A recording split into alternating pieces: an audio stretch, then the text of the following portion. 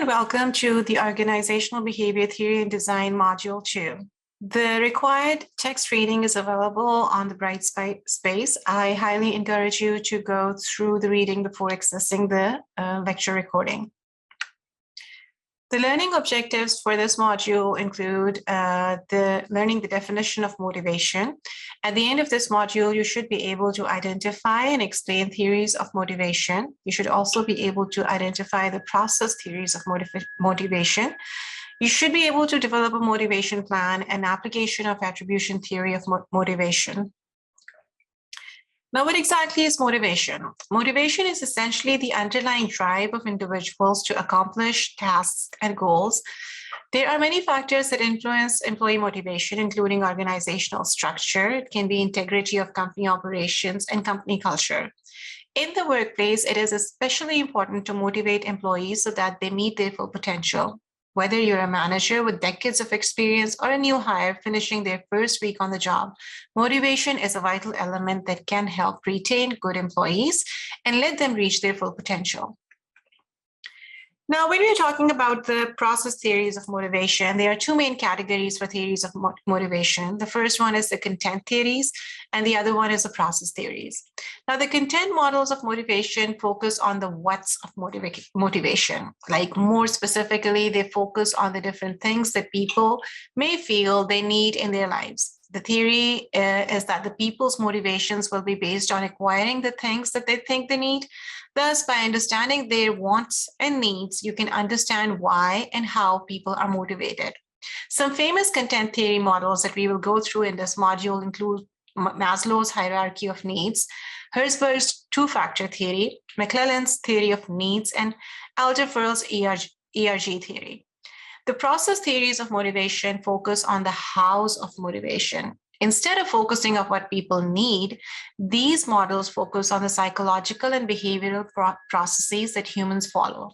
By understanding these processes, it's possible to understand the actions, interactions, and contexts that motivate individual behaviors. These include the Skinner's reinforcement theory, Room's expectant theory, Adams' equity theory, and Locke's goal-setting theory. Now let's start with Maslow's hierarchy of needs. I am pretty sure most of you are familiar with this pyramid as it keeps popping up in various different aspects of healthcare specifically. But Maslow's hierarchy of needs is a pyramid of the needs that motivate people. So it's not really limited to healthcare or health needs of individuals. Individuals' most basic needs at the base of the pyramid are physiological. These include, once they have been fulfilled, these needs, people move on to their safety needs, and then the social well-being, self-esteem, then ultimately their need for self-actualization. Now, the criticism on Maslow's hierarchy of needs basically is that the lack of the evidence that workers have a single dominant need. So even in the physiological needs, there is multiple needs that occur. Lack of evidence that a need diminishes in strength when gratified. So even if like the basic physiological needs are met, that does not mean that the strength of that need would diminish. People might still be more focused on that need as compared to their self-actualization. And then it's difficulty in explaining individuals who neglect their lower level needs in pursuit of higher level needs. So although the base is the physiological needs, but there are people who just ignore those needs and go on to the higher level of needs and try to access those. Now, moving on to the Alderfer's ERG theory of motivation, it builds on the Maslow's hierarchy of needs and states that humans have three core types of needs. Now, these include existence, relatedness, and growth. These needs may be of different levels of priority for different individuals, and their relative importance for an individual may vary over time. So over here, we don't have a definite hierarchy of needs. We have multiple needs, which the hierarchy for which are the importance for an individual for these needs may change over time. Now, the difference between Maslow's theory and the ERG theory basically includes that these two theories in that the difference between Maslow's and ERG theory, basically the difference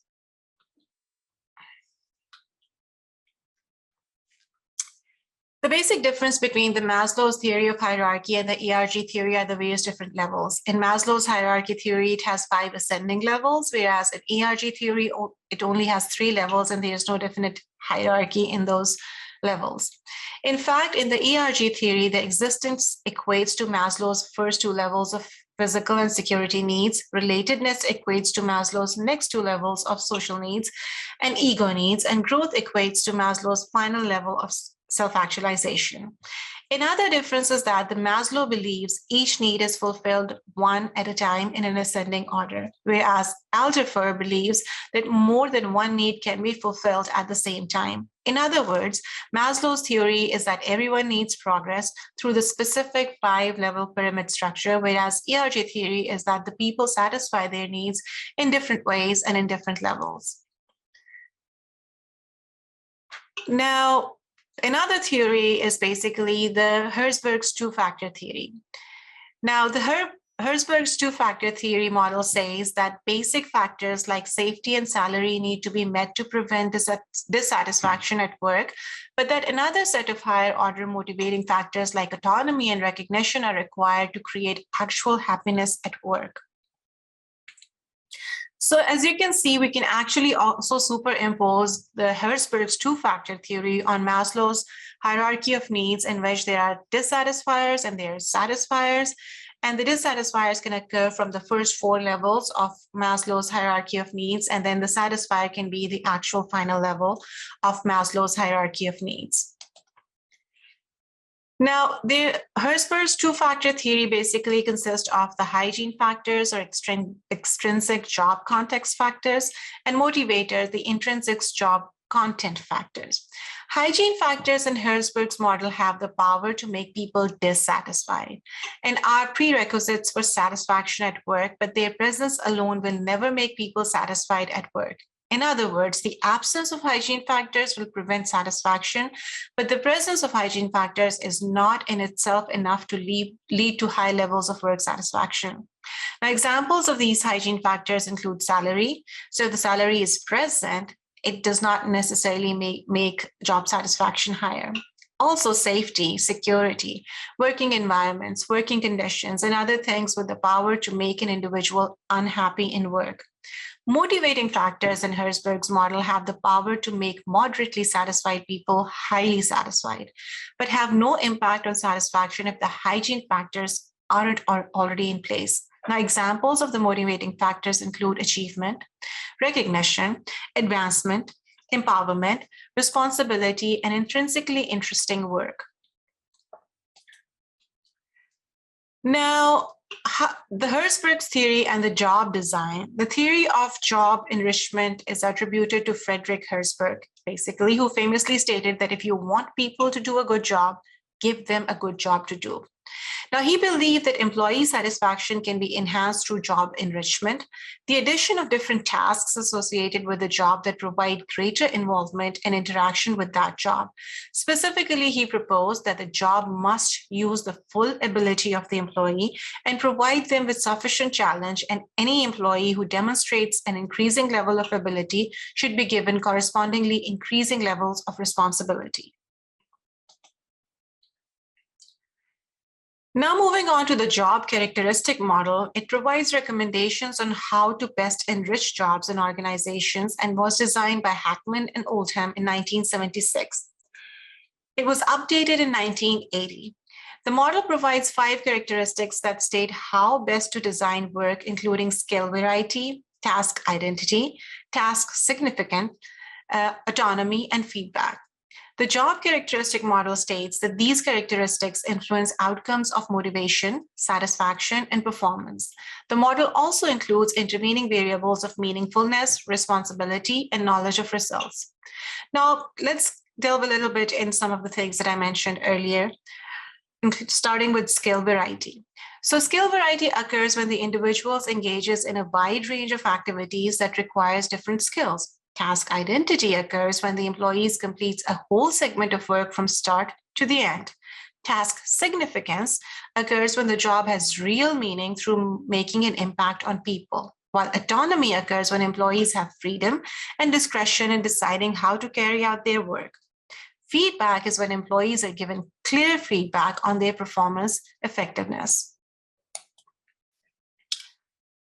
McClelland's acquired needs motivation theory says that humans have three types of emotional needs: achievement, power, and affiliation. Individuals can have any mix of these needs. Their motivations and behaviors are shaped by the strength and the blend of their specific needs. Now, Pink's theory is drawn from research undertaken by psychologists Harry Harlow and Edward Deci in 1971. They discovered that rewards can fail to improve people's engagement with tasks and may even damage it.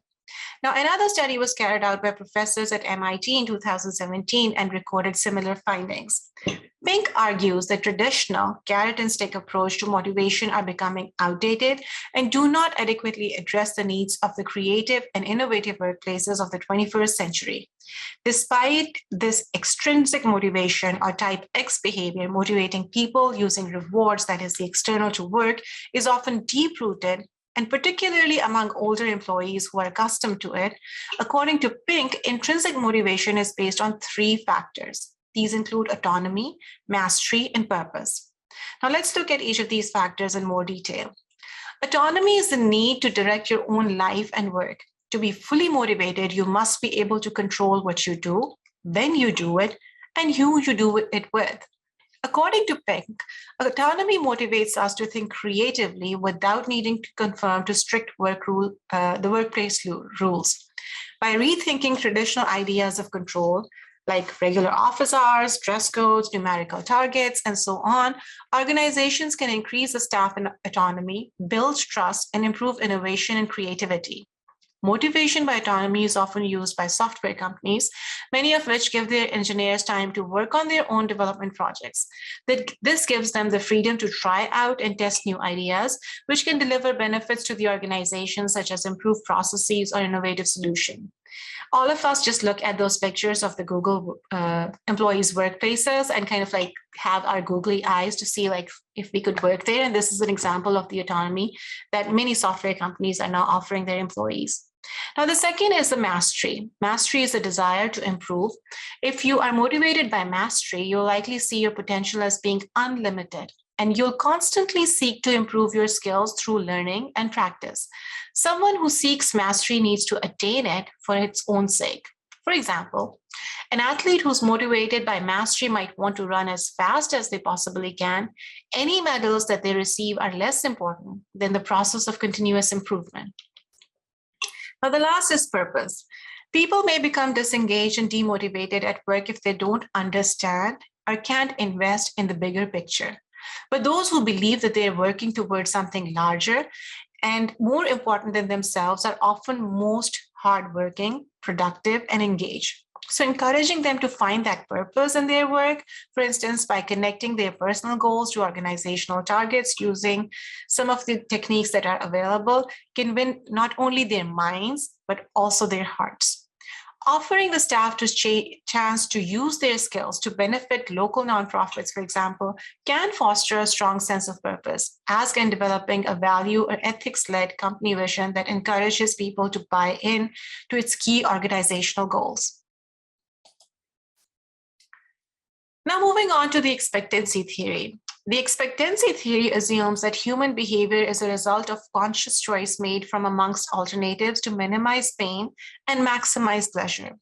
He suggested that employee performance is based on various individual factors like personality, knowledge, skills, ability, and experience. It was explained that how performance, motivation, and efforts are linked to an employee's motivation. In this theory, we employ variables like balance, instrumentality, and expectancy to determine motivation, therefore called the VIE model. The Victor Rooms theory assumes that even though employees have a different set of goals from that of the organization, they can be motivated if they believe that there exists a positive correlation between performance and efforts. The benefits or rewards will satiate their certain needs. Good performance will lead to great rewards. The urge or the desire is strong enough to satisfy them, proving their efforts are worthwhile.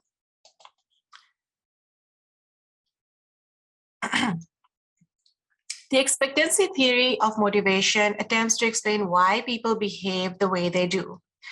For example, do you show up at office early, work hard, and stay late? Why do you behave this way? Maybe it's because in return you expect and want to be promoted quickly and given a pay rise.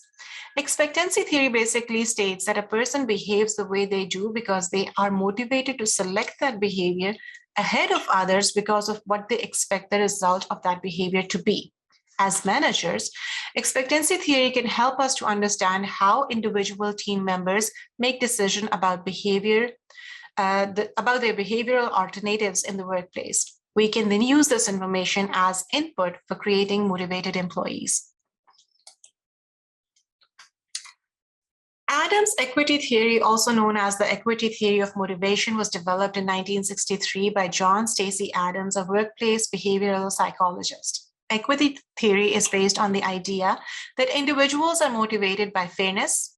In simple terms, equity theory states that if an individual identifies an inequity between themselves and a peer, they will adjust the work they do to make the situation fair in their eyes. An example of equity theory is if an employee learns that a peer doing exactly the same job as them is earning more money, then they may choose to do less work, thus creating fairness in their eyes.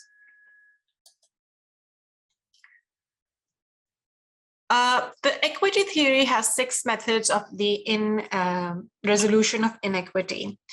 These include altering the inputs, which reduce productivity, take longer break times, and use sick days for personal activities.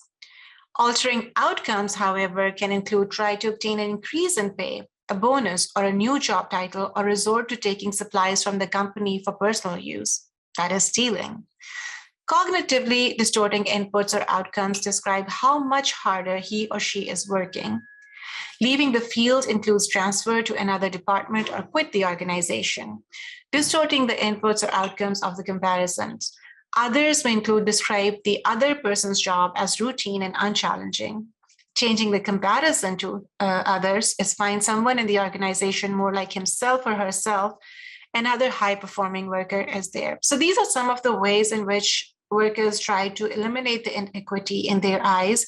And as you can see from all of these are not really beneficial to the organization, to that person's motivation, as well as overall organizational output. Now, one of the major criticisms of the expectancy theory is that it does not take into account the relationship between employee performance and job satisfaction. Porter and Lawler theory of motivation is based on the assumption that rewards cause satisfaction, that sometimes performance produces rewards. They hypothesize that the relationship between satisfaction and performance is linked by another variable, that is rewards. Now, the satisfaction performance motivation model. In this model, rewards are linked directly to satisfaction through perceived equitable rewards. These variables refer to the amount of the rewards an individual feels he should receive as a result of his performance. This variable can also be expanded to include the amount of rewards an individual feels should be attached to a particular position within the organization. Therefore, Porter and Lawler view satisfaction as deficiency measure. Satisfaction is determined by the difference between actual rewards and perceived equitable rewards. If actual rewards exceed perceived rewards, then it results in satisfaction. If the opposite occurs, it results in dissatisfaction. The degree to which a person is either satisfied or dissatisfied depends on the size of the difference between the actual and the perceived equitable rewards. Moving on to the goal-setting theory. Locke and Latham's goal-setting theory details 5 principles that support the creation of effective and motivating goals. These are clarity, challenge, acceptance, feedbacks, and complexity. There are 3 steps in this goal-setting theory. First of all is setting the goal, which is specific and measurable, obtaining the goal commitment, and the last one is providing the support elements. Now, the important features of goal-setting theory basically include the willingness to work towards attainment of goal, which is the main source of job motivation. Clear, particular, and difficult goals are greater motivating factors than easy, general, and vague goals. Specific and clear goals lead to greater output and better performance. Unambiguous, measurable, and clear goals accompanied by a deadline for completion avoids misunderstanding. Goals should be realistic and challenging. This gives an individual a feeling of pride and triumph when he attains them and sets him up for attainment of the next goal. The more challenging the goal, the greater is the reward generally, and the more is the passion for achieving it. Better and appropriate feedback of results directs the employee behavior and contributes to higher performance than absence of feedback. Feedback is a means of gaining reputation, making clarifications, and regulating goal difficulties. It helps employees to work with more involvement and leads to greater job satisfaction. Employees' participation in goal is not always desirable, however. So participation of setting goal, however, makes goal more acceptable and leads to more involvement. Goal setting theory has certain eventualities, such as self-efficiency or self-efficient. Goal-setting theory has certain eventualities such as self-efficiency. It is the individual's self-confidence and faith that he has potential of performing the task. Higher the level of self-efficiency, greater will be the efforts put in by the individual when they face the challenging tasks. While lower the level of self-efficiency, less will be the efforts put in by the individual, or he might even quit while meeting challenges. Goal commitment, as I mentioned earlier, is the goal-setting theory assumes that the individual is committed to the goal and will not leave the goal. The goal commitment is dependent on the following factors, which include goals are made open, known, and broadcasted. Goals should be set self by the individual rather than designated, and the goals should be consistent with the organizational goal and vision. Moving on to reinforcement theory. Reinforcement theory says that outcomes we experience as a result of our actions and behaviors affect how we behave in future. When actions result in positive outcomes, we do more of them. When the result is negative outcome, we do less of them. Now, the reinforcement theory, as you can see, is explained in this visual, is that staff orders supplies correctly. So the reinforcement is positive and negative. If it is positive, manager praises staff for job well done, and negative, manager does not require staff to work overtime to count inventory. If they fail, however, it can be punishment, and extension can be the reinforcement. The punishment can be the manager reprimands staff for not doing their job, where extension may be that manager does nothing or eliminates the reinforcement. So these are some of the models of the reinforcement theory. We learned about the attribution theory in the previous module in terms, and now attribution theory has been used to explain motivation between high and low achievers. According to attribution theory, high achievers were approached rather than avoid tasks related to succeeding because they believe success is due to high ability and effort, which they are confident of. Failure is thought to be caused by bad luck or a poor exam. That is not their fault. Thus, failure does not affect their self-esteem, but success builds pride and confidence. On the other hand, low achievers avoid success-related chores because they tend to doubt their ability or assume success is related to luck or to who you know, or other factors beyond their control. Thus, even when stressful, it isn't as rewarding to the low achiever because he or she doesn't feel responsible. That is, it doesn't increase his or her pride or confidence. Fritz Heider argued that all people are naive psychologists who have an innate desire to understand the causes of behavior and outcomes. Attribution theory holds that attributions for these behaviors and outcomes ultimately help to shape emotional and behavioral responses. It is important to be familiar with the various dimensions along with the attributions can be classified to understand the attribution emotion behavior process. These dimensions include locus of causality, which describe the internality or externality of an attribution. Then there is stability dimension. Stable causes are those that tend to influence outcomes and behaviors consistently over time and across situations. These include intelligence and physical or governmental laws.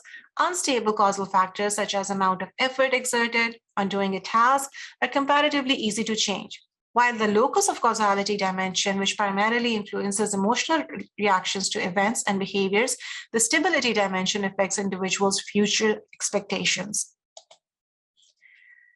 Now, there are certain styles of attribution.